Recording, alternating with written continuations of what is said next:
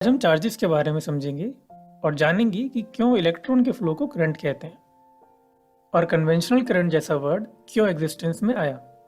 शुरुआत चार्जेस से करते हैं तो दुनिया की हर वो चीज़ जिसका कोई आकार है, कोई वजन है, वो अनगिनत एटम से मिलकर बना होता है। इनफैक्ट हम सभी एटम से मिलकर बने हैं।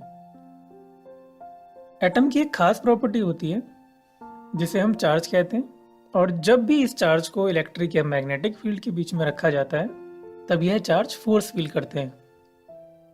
इस हिस्से को तो हम थोड़ी देर बाद समझेंगे। इससे पहले कुछ खास बातों को समझ लेते हैं। एटम के सेंटर को न्यूक्लियस कहते हैं और इसमें न्यूट्रॉन एंड प्रोटॉन होते हैं। एंड प्रोटॉन एंड न्यूट्रॉन का मास ज्यादा होने के कारण ये सेंटर में फिक्स रहते हैं एंड इसके चारों ओर इलेक्ट्रॉन मूव करते रहते हैं।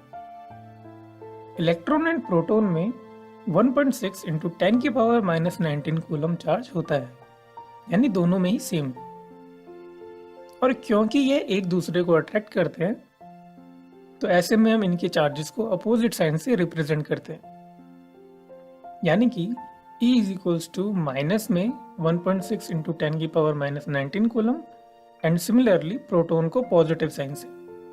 इलेक्ट्रॉन एंड प्रोटॉन का यह अट्रैक्शन अगर इलेक्ट्रिक फील्ड के पॉइंट ऑफ व्यू से गए तो प्रोटॉन से फील्ड बाहर की ओर निकलती है और इलेक्ट्रॉन के अंदर की ओर जाती है। तो इसी कारण से इलेक्ट्रॉन एंड प्रोटॉन के चार्जेस का साइन अपोजिट ऑर्डर में रखते हैं। अब अगर इस एटम को क्लोजली एग्जामिन करें तो ये देख के ही पता लग रहा है कि प्रोटॉन सेंटर में फिक्स है एंड इनके चारों ओर इलेक्ट्रॉन मूव कर रहे हैं। तो ऐसे में जैसे ही हम मैटर को इलेक्ट्रिक फील्ड में रखते हैं तो यह इलेक्ट्रॉन जो एटम के सबसे बाहर की तरफ चारों ओर घूम रहे हैं वो फोर्स फील करते हैं। क्योंकि ये सबसे बाहर के एरिया में है ना, तो जो भी फोर्स फील्ड आएगी यानी इलेक्ट्रिक या मैग्नेटिक फील्ड, उसके कारण सबसे पहले फोर्स फील करने वाले इलेक्ट्रॉन ही होंगे, प्रोटॉन नहीं।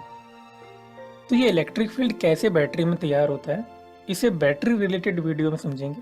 फिलहाल तो आप ये समझो कि ये इलेक्ट्रिक फील्ड बैटरी के पॉजिटिव टर्मिनल से निकलती है और नेगेटिव टर्मिनल में जाती है, जिस कारण यह चार्ज जो कि इलेक्ट्रॉन है फोर्स फील करता है। और कौन सा फोर्स?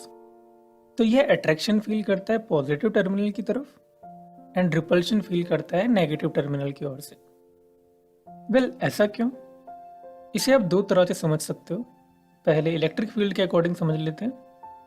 अगर पॉजिटिव टर्मिनल से फील्ड आ रही है तो इलेक्ट्रॉन की फील्ड डायरेक्शन इनवर्ड होने के कारण यह इसे इस डायरेक्शन में अट्रैक्ट करेगा।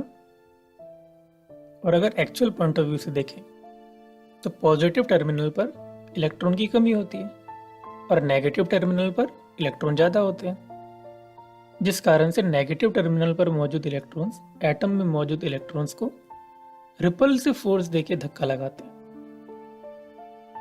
और इलेक्ट्रॉन्स एटम के लैटिस में मूव करते हुए पॉजिटिव टर्मिनल की ओर जहां इलेक्ट्रॉन की कमी है उसमें जाते रहते हैं। तो यहाँ से आप समझ गए होंगे कि जब भी इलेक्ट्रिक या मैग्नेटिक फील्ड के अंदर किसी एटम को रखा जाता है यानी मैटर को रखा जाता है तो उसके अंदर मौजूद इलेक्ट्रॉन्स ही मूव करते हैं।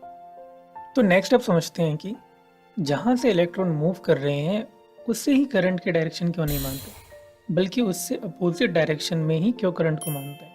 यानी इलेक्ट्रॉन के फ्लो की डायरेक्शन में करंट को क्यों नहीं मानते हैं, बल्कि इसके अपोजिट डायरेक्शन में करंट को क्यों माना जाता है, जिसे हम कन्वेंशनल करंट के नाम से भी जानते हैं। तो इसके लिए हमें एक स्टोरी समझनी होगी। तो इसकी शुरुआत आज से कई समय पहले हुई थी, जब बेंजामिन फ्रैंकलिन, जिन्हें फादर ऑफ इलेक्ट्रॉनिक्स भी कहा जाता है, वो अपना रूटीन वर्क कर रहे थे, यानी नए नए प्रैक्टिकल्स एंड एक्सपेरिमेंट्स कर रहे थे इलेक्ट्रॉनिक्स रिलेटेड। उनके लिए उस समय पॉजिटिव चार्ज काफ़ी रहस्यमय था, यानी काफ़ी फैसिनेटिंग उन्हें लगता था पॉजिटिव चार्ज, क्योंकि उस समय चीज़ें उतनी डिस्कवर्ड नहीं थी और यही पॉजिटिव चार्ज उनके हिसाब से एक जगह से दूसरी जगह मूव कर रहा था, यानी सर्किट के अंदर करंट के फ्लो को होने में हेल्प कर रहा था। और उनके कुछ समय बाद जोसेफ थॉमसन नाम के साइंटिस्ट हैं। जोसेफ थॉमसन ने कई एक्सपेरिमेंट्स किए, बट अपने एक्सपेरिमेंट्स एंड कैलकुलेशन को सॉल्व करने के लिए उनके पास सिर्फ वही लॉज एंड फॉर्मूलेज अवेलेबल थे जिन्हें बेंजामिन फ्रैंकलिन ने पॉजिटिव चार्ज को ध्यान में रखते हुए बनाया था, यानी कि पॉजिटिव चार्ज के कन्वेंशन के तौर पर उन्हें बनाया था।